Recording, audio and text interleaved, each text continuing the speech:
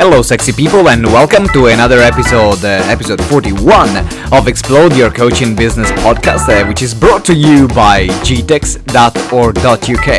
I'm your host, the basketball player Simone Vincenzi, and this is the podcast for coaches, speakers, and trainers who want to grow their businesses by making an impact in the world.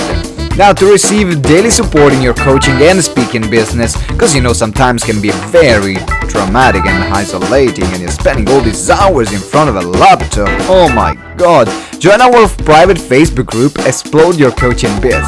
You can find the link in the show notes, and it's an incredible group where you can create partnerships and meet like-minded people. And once you join, I will also give you the ultimate selling from the stage checklist, which is the most comprehensive checklist to create a pitch that sells without being a douchebag, so you want to check it out. Today, in this interview, I have the pleasure to interview the one and the only Aaron Janx. Now, Aaron started at the age of 18 and began to work in the advertisement division of a Fortune 500 company as an errand boy, as we do, and was promptly promoted to sales, and shortly thereafter he was promoted again to regional executive, and in the same year he was named and won the sales MVP. And in addition, he proceeded to set the world record as the youngest executive manager in the company history. So you understand what is the kind of person we are talking about. Now, after much success in the advertisement business, seeking to advance his career, he became a real estate investor until the national financial collapse in the US. And now Aaron is a mentor to business owners and entrepreneurs, helping them with sales and success strategies and marketing planning, all to increase profits and pleasure. This interview is incredibly exciting because we talk about the best. I tell you, this is the best. It's mind-blowing. It's a 4-step process to close client one-to-one. And Aaron, during the interview, walks step by step through the process, giving you scripts and things to say. And personally, I've used them now with my one-to-one clients, and it works. Also, we are talking about the psychology behind the buyer and how to pre-qualify your clients even before the call, and much, much more. You must listen to this interview until the end. If you want to get in touch with Aaron, there are always the links in the show notes and the blog post that we have on our website as well, on gtex.org.uk/podcast 41. And if you haven't subscribed yet to the podcast, make sure you subscribe right now. Yeah, what are you waiting for? Just if you right now you take your finger and you click on the subscribe button, your life will be much easier and better, and you will have more fun and more joy and more money. It's scientifically proven, I swear. And also, if you want to reach out to me, you can send me an email at simone@gtex.org.uk, and I will personally reply to you. Now it's time for the interview, so buckle up and let's start the music. Hello and welcome to another episode of Explode Your Coaching Business Show. Here is Simone Vincenzi, your host, and today I'm here with the one and the only Aaron Janx. How you doing, Aaron? I'm doing good, man. I like to be with you because I like your name. You like my name? I think you're actually one of the few people here in the world that are not Italian that can pronounce it pretty well. Do you want to give Simone? it a go? Yes, man. Like you're my idol right now. But we're not here, Aaron, to talk about my name, even though that can. Wait. Are you Italian and you're ginger? You're redheaded? No, I'm not ginger. But your facial hair, I see, is my facial hair is a bit ginger. You're bi ginger. Yeah, I'm bi ginger. I dye my facial hair just because I have like a ginger complex that I need. A ginger complex. Everyone has their complex. I have my ginger complexes. But we're not here to talk about my name or my ginger complex. We are here to talk about sales, Aaron. What works? How can people sell more? Tell us, please. Well, they can learn the things involved in selling, which, there's many ways to learn selling, but most of them, in my opinion, are all outdated from the 90s or the 80s. And even the people, when you go on Google sales training, you're going to be getting, stuff probably from Grant Cardone, which is all old line selling. I mean, the guy's like 60 years old, so I mean, all the methods are going to be. He really is. He's like 59, 60. True. So it's all old-fashioned stuff from Zig Ziglar, which is right. So right. But, I mean, I like Zig and all, but those are times change, and he's dead. So I mean, but you got to move on and learn the new methods. So tell me a bit more. What is the difference between the old way, the old school of selling? Because I think you're familiar with both.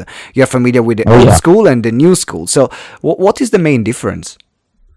I think the main difference is new selling is more authentic and conversational, as old line selling is more stiff. And that even comes across in the way that people dress. Back in the 80s, if you didn't have a suit on, you weren't in business. True. And nowadays, you have the leaders of, multi-billion-dollar companies like Apple and Facebook, and they wear jeans. So that's just symbolic. But back in the 80s, 70s, man, nobody would dream of not doing business in a suit or having an office with a name and an address. But nowadays, it's like if you have to have an office, it's a downer. So I think that translates over into selling, where today we still have to be effective, right? The goal is the same, which is to close the sale on the same call as the air quotes presentation. But I think that the main difference is authenticity, being more relaxed and more human in your approach, and not doing a bunch of tie downs like couldn't it, wouldn't it, shouldn't it, and all that stuff. Do you know why this transition happened? Like, what made this transition happen? The internet. Yeah, there's no doubt about it. You got guys like Bill Gates and Steve Jobs who are tech guys, so like they're nerds, right? So they don't know how to dress. They don't care about the way they look. And what happens to them? They become the most profitable companies in the world. So these guys become the trendsetters, right? And then everybody else kind of followed in, like, hey, wow, this guy Steve Jobs, he does his annual business meetings in a turtleneck and jeans, and he's a billionaire. So it starts to loosen up the culture. So I think that has to do with it. So what now in this new era of selling?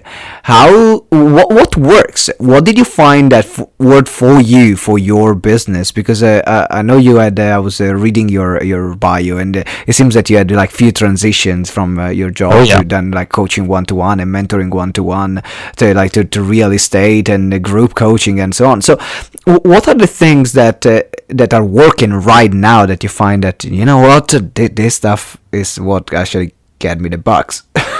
So if I'm a coach, right, and that's what I do, I help coaches do organic client acquisition. A lot of people, they focus on funnels, they focus on list building and webinars, none of which I'm against, but I happen to believe that when you're starting coaching, in order to make it to six figures, you can quite easily do it all organically, and you should, so that you can be able to fund marketing later down the road. So what I find that's working is going out to where your audience is on social media as a coach, finding them, building up your personal friend list of people made up of your prospects, because it's very hard to get reach on a business page. They're all but dead unless you pay for reach. Yeah. When I mean reach, I mean, exposure, showing up on people, because Facebook added over 1 million new advertisers in the past 6 months.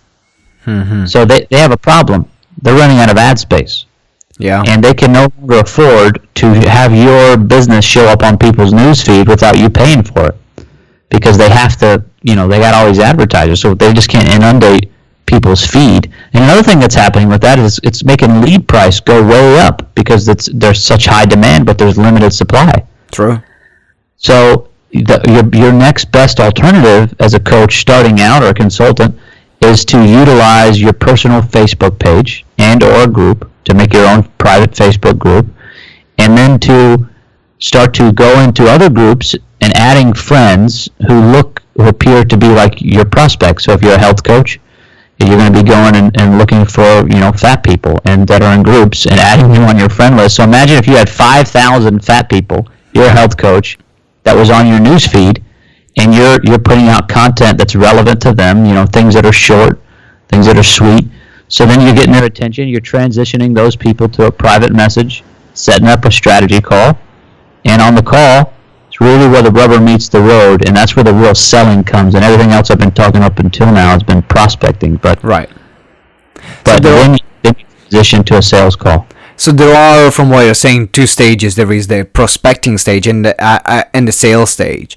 Now, on the prospecting stage, I loved what you said. I think you made it very simple and very clear.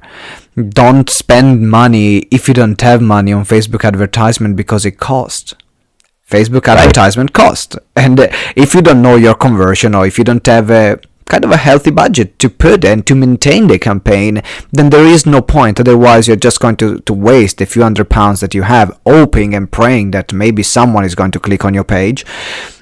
And it really is about building those relationships. And it's true. It's almost like having a small list. You have 5,000 friends. Right.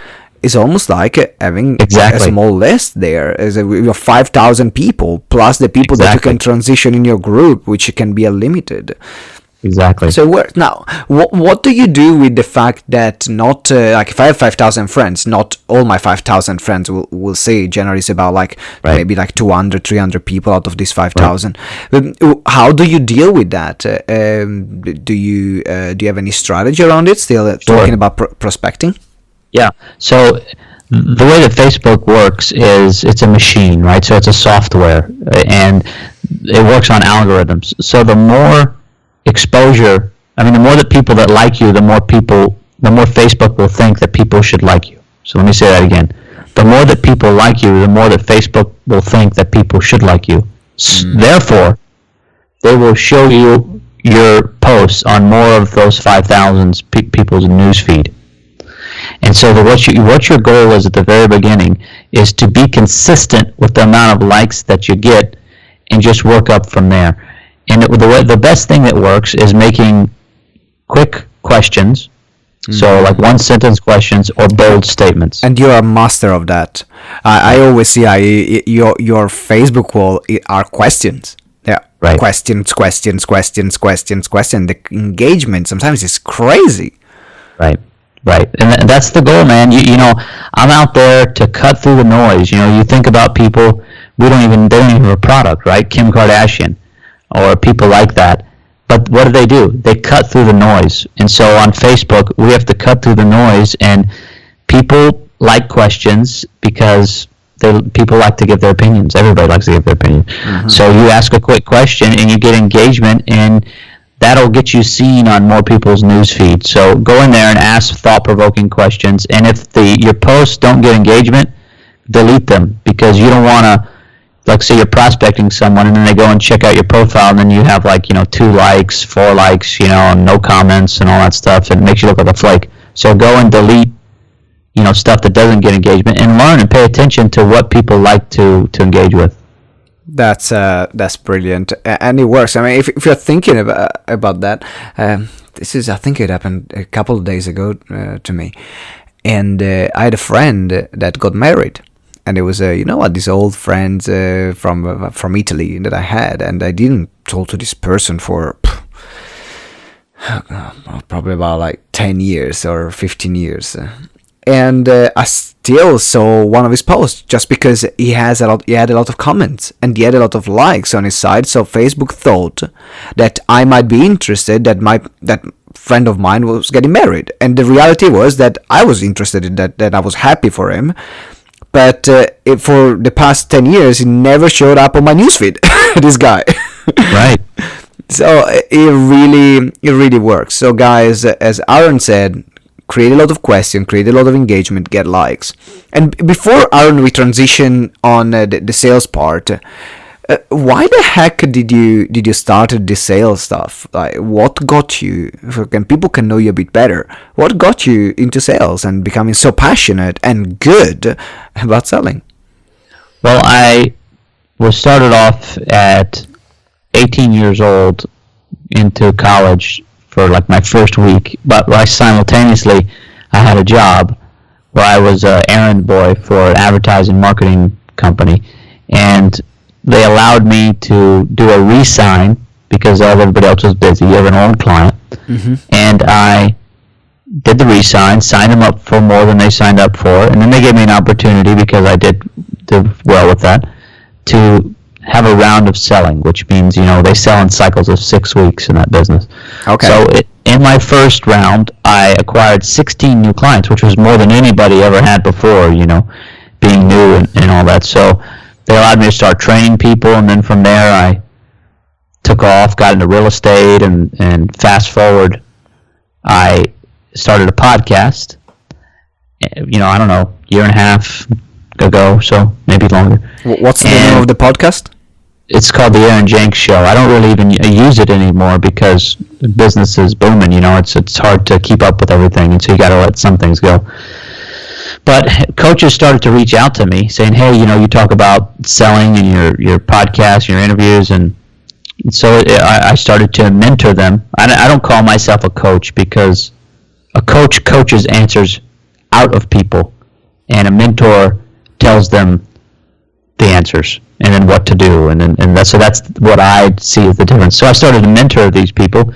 Next thing you know it, I have the 6-figure coaches club and the 7-figure coach club, and it's quite a booming business, to say the least. So it's all organic at this point, and that's how I got into it. The methods that I learned, that I invented really for selling when I was 18. I'm 31 now. Worked with coaching, with client acquisition, and so it started to boom. Like, coaches are like, oh, this is cool. Like, I don't, they're not at the place, or they've tried to do Facebook ads, or they've invested in a $10,000 coaching program to learn Facebook ads, and it didn't work. So, yeah. So now, like, it's what you said at the beginning is very true. If you're going to try Facebook ads, you do need to have consistent cash flow to be able to fund it, because you're going to have to do a lot of testing.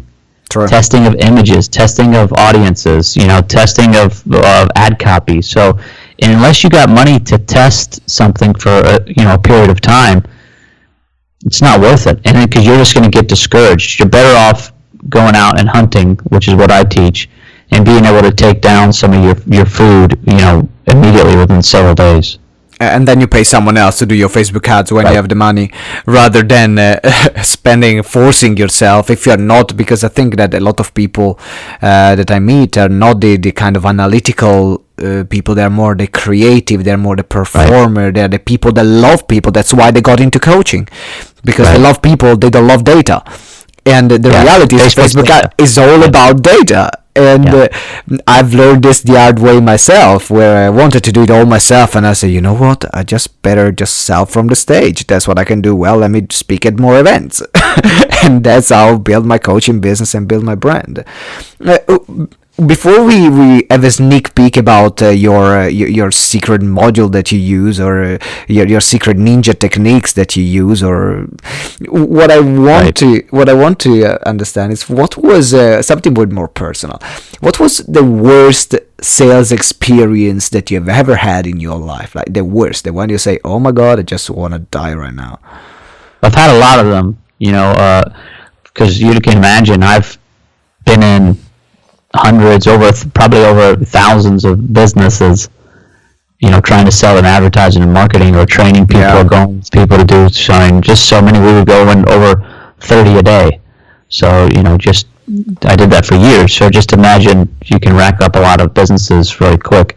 So, I've had people, it's hard to really pin it down. I've had people curse at me and call me names and throw me out, and I've been kicked out many times, and I've had people rip things up in right, not in my face, but like right in front of me. And it makes you feel like a loser, like because you feel less than, so that's one of the things with what I do. My technique is, I don't want to be a guy chasing, you feel like a loser, like following up with people, and just feels like you're chasing them, and your self-worth goes down, because it should.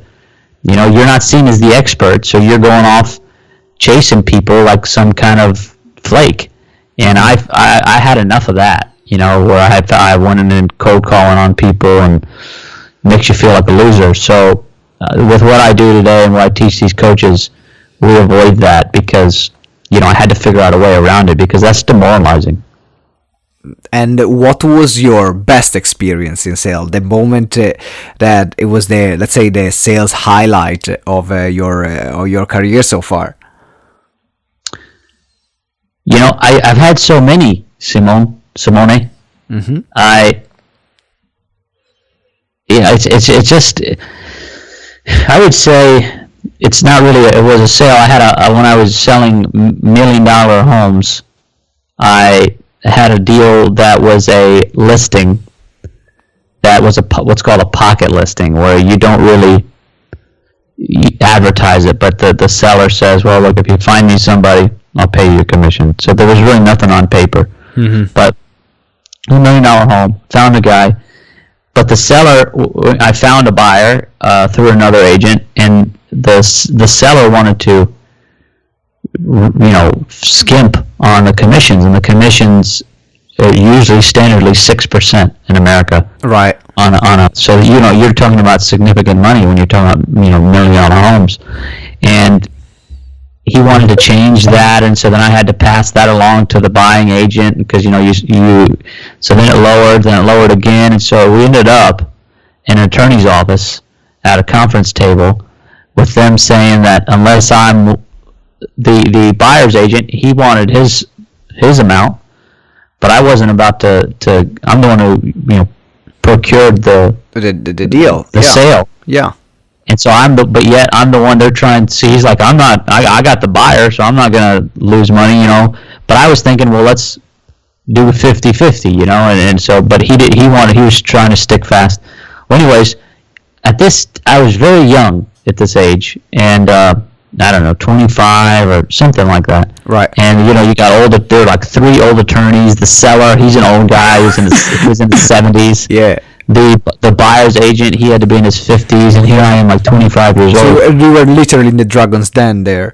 I was. You was in a dragon's den, and they were all on me to lower my commission because I was the guy holding up the deal. So I stuck to my guns, and I learned from Donald Trump, whatever you think about him, because I've been studying him way before he ever ran for president. Mm-hmm. He always says you got to be able to walk away from a deal. Right, so if you read The Art of the Deal, you know stuff like that. You got to be able to walk away from a deal, and I knew that. So going in, because I had heard him say that, so I said, look, if I don't get what I want here, I'm willing to walk away from the whole deal, and I just stuck to my guns. And the buyer's agent, he gave in. He said, fine, we'll do it your way, because I was just gonna nobody. You don't sell the house. Your buyer doesn't get to buy the house. And it wasn't quite a sales, but it was, because I closed in there, we signed the deal, and I got paid what I wanted to get paid, but they were pressing me, man, and my heart was beating fast, and I was ready to fight, I was ready to actually, I wanted to fight the buyer's agent. I wanted to have a fist fight with him. Being Italian, you can appreciate that. I definitely can. I can feel you, buddy. I can feel you. Yeah, he was trying to scam me on my money, man. Right. Leave me my money. Don't mess with me. Yeah, man. So now that we know you a bit better, what are some of the things that you teach in the sales part? Now we've been talking about lead generation, the first part of the interview. Now it's time that you have done your lead generation. You have arranged this call. What works? And also, what are the things to avoid as well? Here's the sauce, Simone. Give me the sauce. Give me the sauce. Oh, let's prepare. I prepare the pasta. You give me the sauce. Here's the sauce, man. This is what. Without this, you just got noodles. Here we go. If you want to sell a deal, I go by, and I made this up. Okay, you got to frame, get into the pain, speak to their brain, and win the game. They all rhymes too, and it happened on accident. Can you please say it again? Please say it. That was genius, please. From the frame to the pain to the brain to win the game. All right. I'm going to create a poster and put it in my room right now. put it in your room, man, because it works like this.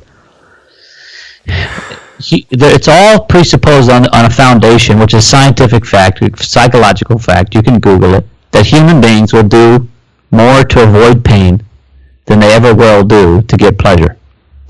So let's establish that right now. Okay, well, we agree on that. All right. Yeah. So what we have to do in order to sell on a call is to be able to frame the call, to have power. Frame is to be able to control the way that the picture is seen in the eyes of the prospect or the potential client on the other end. So you would frame the call by doing something like this. So if you're a coach, you say, hey, Simone, let me go ahead and tell you what I do on these calls.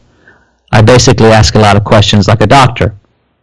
So, and I got a doctor frame, right? Authority frame in there. Yeah. The reason I do that is to be able to figure out where your pain is. So now I've introduced the concept of pain to them.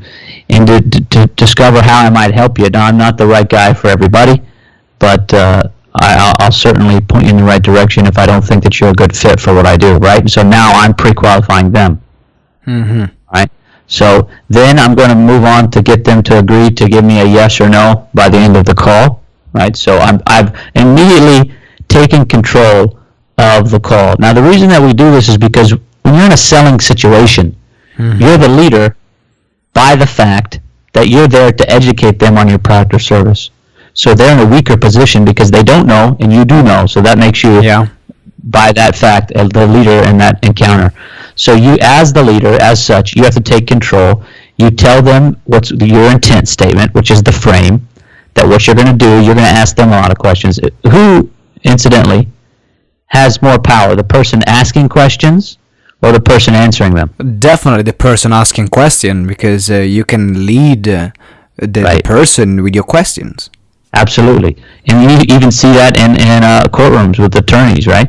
You're the person you're the witness. You're being asked the question. The attorney. He's in the power position, or interrogation. But we don't want to make it interrogated. But we want to establish from the get-go how this call is going to go. That's going to go by me asking you a lot of questions, and by at the end, if I give you a solution, that you just give me a yes or no, and I don't do maybes, and then you can give them a scarcity reason as to maybe you're going to close your product doors, or for me, and this is totally sincere, I don't work with indecisive people because I found that if they start indecisive, they end indecisive, and I don't want any bad reviews or bad people, who couldn't pull the trigger later on. So I've just decided in my business to weed them out from the very beginning. So if you can't give me a yes or no from the very beginning, I'm fine with no's. You're not a person who's afraid to tell me no, are you, Simone? Absolutely not. Right. Well, likewise, don't be afraid to tell me yes. I just don't deal with maybes. All right. So now at the beginning, I framed the call, told them I'm going to ask a lot of questions, and then I got a yes or no. That's the frame portion. Yeah. Then we go from the frame. We're the leader. We've got respect. We're going to go to the pain. Now here's where we ask all the questions, and the goal of this portion is to get the prospect in a state of despair, depression, whatever you want to call it. And we're not inventing this. We're unearthing it. So whatever it is, your product or service, the pain that it solves, you're going to ask the questions as it relates to that already exist. We're not manipulating. All we're doing is we're asking questions. So if you're a health coach, you would ask them about their health. Well, and how do you feel when you take your clothes off? Well, I don't like it. And are you tired all the time? Yeah. Or what would you do if you weren't tired? Well, I play with my kids more, and also you don't get to run around with your kids the way you want to. No, so you're going to spend a large portion of your time here. Yeah. To where you get them thoroughly, depressed, right? You're heaping on the weight of what they've been suppressing because you're exposing it. And then once you feel like they're looking for a tall building to jump off of, you're gonna move into the brain section, and you'll let a conversation get low, and you'll say, so do you have any thoughts, questions, comments, concerns? You haven't talked about your product. You haven't talked about your price. You haven't even said you have a product. None of that. And we're probably 15 minutes into the call by now. So they're going to say, well, don't you have a program, or don't you have, tell me about what you do or something. And then I say, oh, so you want to know about my program. So they've asked me a question. Now I'm going to answer it with a question. So I'm not responding. Oh, so you want to know about my program? Yeah. Okay. Well, basically, and I'm going to give them a recap. The way that I see what you're doing is, you're lost or you're overweight here. I'm going to summarize everything that they've just said. Mm-hmm. Now we're into the brain, to where I'll explain the way that what I do logically and very concisely solves their problem very clearly. Because people are sold on emotion, but they buy on logic. Well, we've already got them extremely emotional because they're depressed about their state. So now we're going to throw in the logic, because if you don't have both, you're going to get people with buyer's remorse. Yep. And you're going to get cancellations, chargebacks, and all that stuff. So you got to combine the two, because a lot of times in life, Simone, have you ever been to a car dealership and then sat in a car that you really couldn't afford? Yes, I've been there. Well, a lot of times you're sold emotionally, but you're not sold on logic, because you either don't have the money or the payments would ruin your life. True. So you have to have both, because you would love to have the car. You'd love to have that Maserati. Yep. And you now have to add in the logic. So you add in the logic, you tell them how the product, you don't tell them the price. Don't ever tell the price until somebody asks it. And then you be quiet again. You say, well, what other kind of questions do you have for me? Wait for them to ask you the price. And then you recap your program. Don't just tell them the price. You recap, right, to build up value again. And then you tell them the price. And then you stay quiet, see what they say, and then you go into getting paid on the phone or in person at that moment. Yeah. And then you should have your link ready for them to fill out the information. So whatever they say, or then you're going to say, okay, well, I just sent you an email. Did you get the link? I said, yeah, okay, we'll go ahead and fill that information out there while I'm getting stuff ready. So I'll go ahead and put myself on mute and get paid on the phone. That's the winning the game part, because listen, 90% of the people who don't close on the call won't close at all. Yep. Because they get afraid, somebody talks them out of it, life happens, their kid breaks their leg, they get sick in life. So you just gotta... You have no control of what happens after that call. Right. So that's the process, dude. From the frame to the pain to the brain to win the game.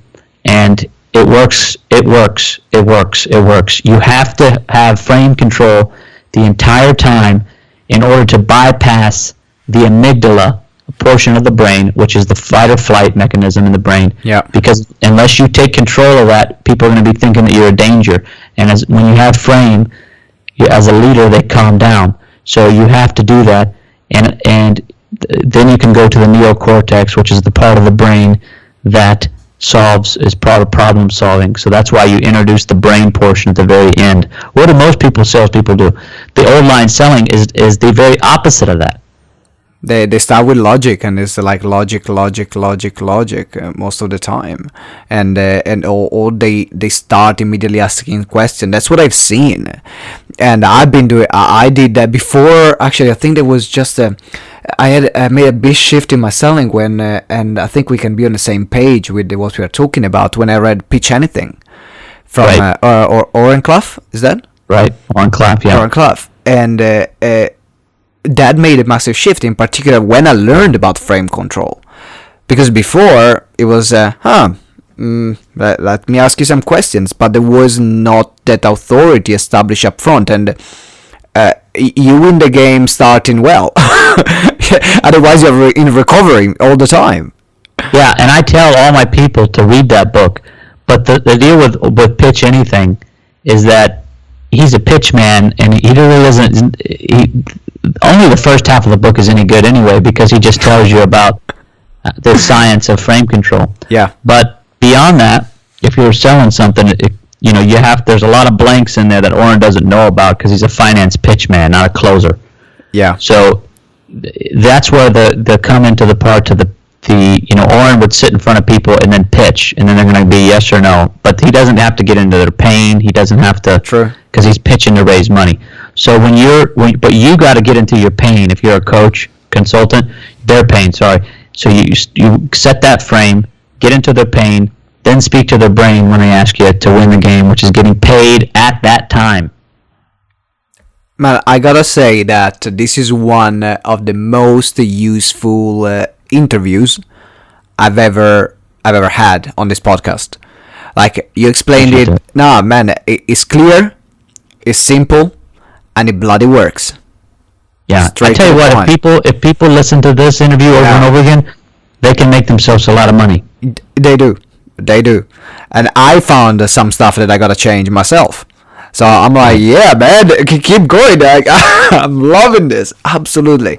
Thank you, Aaron. I think what you shared now is pure gold. Is absolutely pure gold, and it's the first time actually we talk, because I think that the first interaction that we had was on a Facebook post that that you said, why do you use a Les Brown person? The picture with Les Brown. Right. That's the thing. The first time we interacted, I say, well, because I did an event with Les Brown and I used that. Use your own picture. I said, no, I like the picture with Les Brown. So that's actually, I think it gives you a weaker. I think it gives you a weaker frame, Simone. When you do that, it's like, but if you were to, why don't you be Les Brown? Makes sense. Yeah, you be Les Brown. You're Les Brown. Instead of taking a picture with him, you're him. That makes sense. You know what?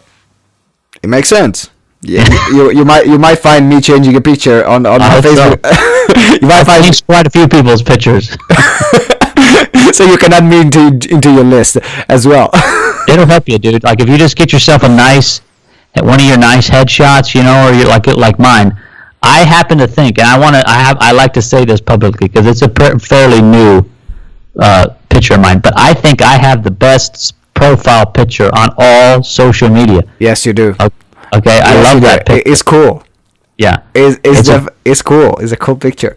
It's a cool picture. So I want to get Simon in the game of cool pictures, and not the one with headshot, the one with Gary V and Les. What the hell that Les Brown, whatever his name is. Okay, got it, man. Got it. I'll do that. All right, Aaron. It's been an incredible interview. I absolutely love that. And for those of you that are listening right now, wait up until the end of the episode and then listen to it again. Because definitely, it's pure gold, pure gold. Now, Aaron, for people that want to get in touch with you and they say, you know what, I want to learn this stuff from the man himself, how can they get in touch with you? How can they reach out? They can go to Janx, Janx training.com, janxtraining.com, or they could go to aaronjanx.com. But if you go into Janx Training, you can go in there and apply for a strategy session to talk with me, and I'll probably do exactly all the things. So you know already what you're expecting. That you already know what to expect. And I like that because it keeps me accountable, right? Like people are expecting me to do it, so I perform. Or you can go to on Facebook, Straight Up Entrepreneurs. It's a fairly new Facebook group. We have almost 11,000 people now, and it's a private, so it's not you have to request to join, and you get in there, and I'll answer all your questions and on sales or acquisition or whatever else that you think that you might want to know. That's fabulous. So make sure you get in touch with Aaron and join his Facebook group. Straight Up Entrepreneurs. Straight Up Entrepreneurs. Aaron, it's been a blast. Thank you very much for being on this podcast, and I really wish you all the best. Has been mind blowing, I gotta say. Grazie, Simone. Yeah. Prego, Aaron. All right. For everyone who's listening, guys, thank you very much for listening to another episode, which I believe is 41 of Explode Your Coaching Business Show. And if you didn't subscribe yet to the podcast, what the heck are you waiting for? Subscribe right now and leave us a comment. Let us know how are you getting on with your sale, and how did you find Aaron's sales strategy and what results you got. We would love to hear from you. Guys, from me and Aaron is everything, and see you next episode. Ciao.